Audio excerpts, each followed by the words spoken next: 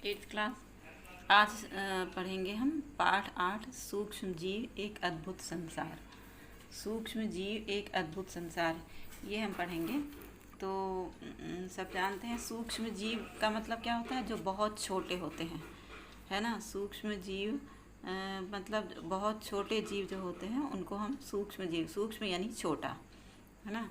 तो पृथ्वी पर बहुत सारे जीव पाए जाते हैं। उनमें कुछ बड़े होते हैं, कुछ छोटे होते हैं, है ना। तो जो बड़े होते हैं वो हमें आँखों से दिखाई देते हैं, है ना। बहुत सारे जीव जंतु, पेड़ पौधे, ये सब पाए जाते हैं, है ना। हाथी, मनुष्य, पक्षी, मछली, चींटी, ये सब पाए जाते हैं। तो ये सब हमें आँखों से दिखाई देते हैं, है ना। तो हम बड़े जीवों को जो कि आँखों से दिखाई देते हैं उनको हम मैक्रो ऑर्गेनिज्म कहते हैं, है ना। इनको क्या कहते हैं? Macro macro organism, macro organism, है ना। इनको हम क्या कहते हैं? Macro organism.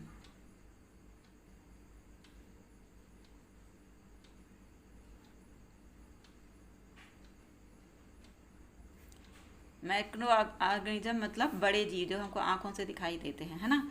और बहुत छोटे जीव भी होते हैं जो कि हमको आँखों से दिखाई नहीं देते, मतलब इतने छोटे होते हैं वो कि हमें आँखों से दिखाई नहीं देते। उनके लिए, उन्हें देखने के लिए हमें सूक्ष्मदर्शी की आवश्यकता होती है। सूक्ष्मदर्शी जो उपकरण होता है वो मतलब छोटे जीवों का एक बड़ा प्रतिबिंब बनाता है ना। तो उससे हम छोटे माइक्रो ऑर्गेनिज्म को देख सकते हैं। तो ये इतने छोटे होते हैं कि हमें आँखों से दिखाई नहीं देते।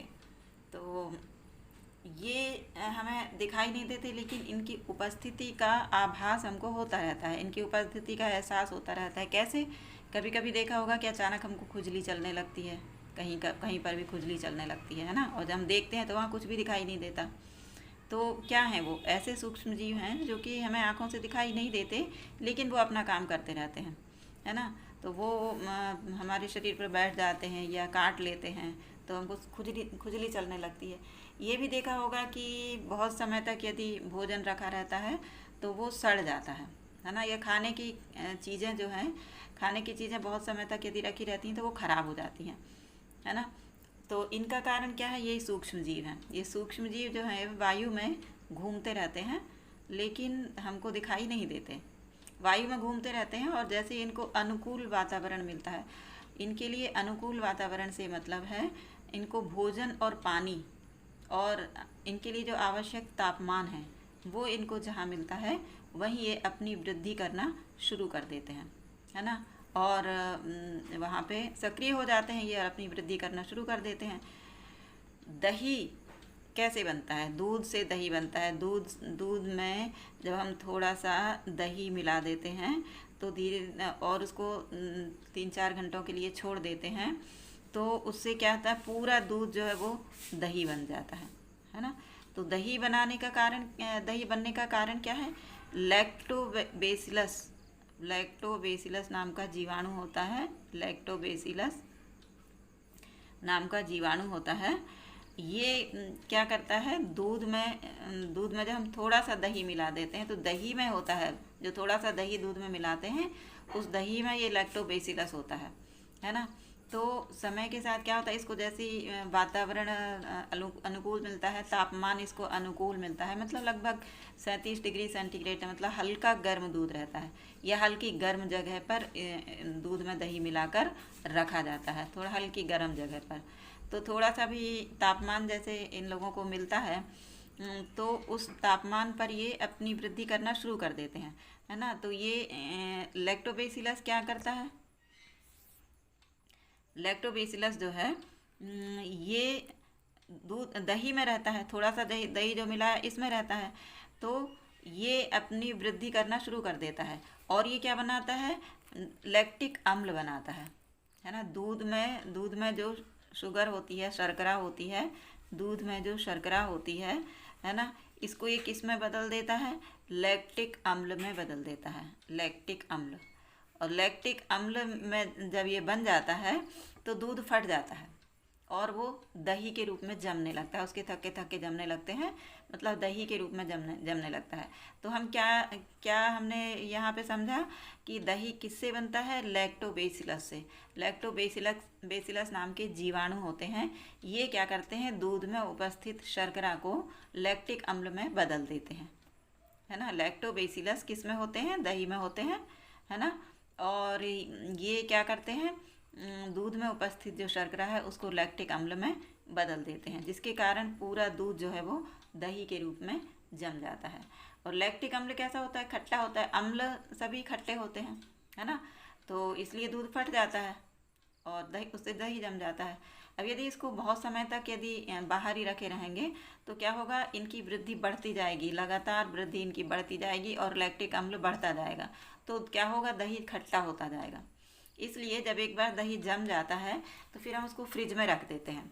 तो फ्रिज में क्या होता है, इनके वृद्धि के लिए अनुकूल तापमान नहीं होता, फ्रिज में तापमान बहुत कम होता है, तो उस तापमान पर ये जीवाणु जो है ये वृद्धि नहीं कर पाते, है ना। इसलिए फिर और लैक्टिक अम्ल बनना बंद हो जाता है और दही जो है वो खट्टा नहीं हो पाता। तो इस तरह से ये सूक्ष्म जीव जो हैं ये हमारे लिए लाभदायक भी होते हैं। तो कुछ सूक्ष्म जीव हमारे लिए लाभदायक हैं, कुछ हानिकारक भी हैं। हानिकारक कौन है? जो कि हमारे खाद्य पदार्थों को ख़राब कर देते हैं, थोड़ा सा गर्मी में खास तौर से ज़्यादा, है ना। गर्मी में भोजन जो है वो जल्दी ख़राब हो जाता है। ठंड में तो सुबह का भोजन शाम तक रखा रहता है तो भी ख़राब नहीं होता है, लेकिन गर्मी के दिनों में बहुत जल्दी ख़राब हो जाता है, क्योंकि गर्मी में इनको अपनी वृद्धि के लिए जो इनको तापमान चाहिए वो मिल जाता है, इसलिए जल्दी सक्रिय हो जाते हैं और ख़राब कर देते हैं। इनमें इनकी वृद्धि शुरू कर देते हैं, जिसके कारण ये खाद्य पदार्थ जो है ये ख़राब हो जाते हैं, है ना। अब ये बहुत छोटे होते हैं, इनका आकार और आकृति जो है वो सबकी अलग अलग होती है ना। अमीबा जो है वो साधारण बैक्टीरिया से आकार में बहुत बड़ा होता है। तो अमीबा जो होता है ये साधारण बैक्टीरिया से आकार में बहुत बड़ा होता है। अमीबा पैरामीशियम जो होते हैं ये सूक्ष्मदर्शी, मतलब साधारण सूक्ष्मदर्शी से देखे जा सकते हैं। अमीबा पैरामीशियम के नाम सुने होंगे, अमीबा पैरामीशियम, ये क्या होते हैं, एक कोशिकीय जीव हैं। अमीबा पैरामीशियम ये एक कोशिकीय जीव हैं, मतलब इनके शरीर में सिर्फ एक ही कोशिका होती है। इनका शरीर के भी एक कोशिका से बना होता है। हमारे शरीर में बहुत सारी कोशिकाएं होती हैं, इसलिए हम लोग बहुकोशिकीय कहलाते हैं, क्योंकि हमारा शरीर बहुत सारी कोशिकाओं से मिलकर बना है, इसलिए हम लोग बहुकोशिकीय कहलाते हैं। जबकि कुछ जीव जैसे अमीबा पैरामीशियम जो है इनका शरीर सिर्फ एक कोशिका से बना होता है और कोशिका बहुत छोटी होती है, इसलिए हमको साधारण आँखों से दिखाई नहीं देते, है ना। आँखों से हमको ये दिखाई नहीं देते क्योंकि ये एक कोशिका से इनका शरीर बना होता है और कोशिका बहुत छोटी होती है। तो एक कोशिका से बना होता है इसलिए इनको एक कोशिकीय जीव कहते हैं, है ना। तो इनको किससे देखना पड़ता है? सूक्ष्मदर्शी से देखना पड़ता है ना।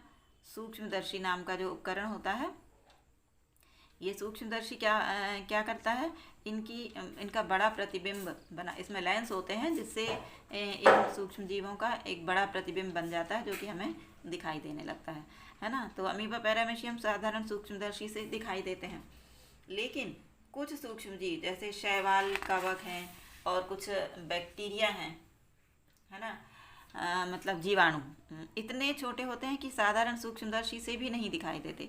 इनको अलग से एक विशेष इलेक्ट्रॉनिक सूक्ष्मदर्शी आता है, इलेक्ट्रॉन सूक्ष्मदर्शी होता है, उससे ये दिखाई देते हैं, ठीक है। इलेक्ट्रॉन सूक्ष्मदर्शी से क्या बहुत छोटे जीवाणु होते हैं, यानी बैक्टीरिया, है ना, शैवाल, कवक, ये इतने छोटे होते हैं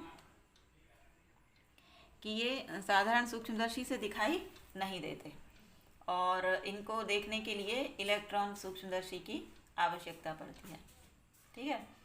अब इनकी लंबाई चौड़ाई कैसे नापी जाती है? ये आकार में बहुत छोटे होते हैं, इसलिए इनकी लंबाई चौड़ाई मापने के लिए सूक्ष्म इकाइयों का उपयोग, यूनिट का उपयोग करना पड़ता है।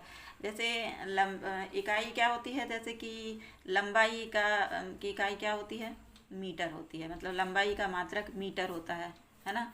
द्रव्यमान, द्रव्यमान का मात्रक जैसे लंबाई का मात्रक क्या होता है, हम लोग लंबाई नापते हैं तो बहुत छोटी यदि लंबाई होती है तो वो मिलीमीटर में होती है, मिलीमीटर, है ना। और उससे बड़ी मतलब ज़्यादा बड़ी चीज़ कोई चाहिए होती है तो सेंटीमीटर में, फिर सेंटीमीटर में हम नापते हैं उसको, है ना। उससे भी बड़ी जैसे कपड़ा वगैरह चाहिए होता है तो हम उसको मीटर में लेते हैं, है ना, इतने मीटर कपड़ा है।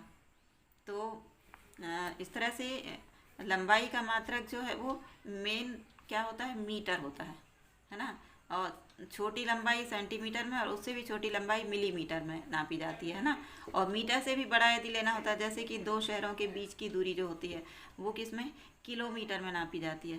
तो हमको जिस हिसाब से जितनी दूरी चाहिए होती, जितनी लंबाई चाहिए होती है, उसी तरह के हम मात्रक का उपयोग करते हैं, है ना।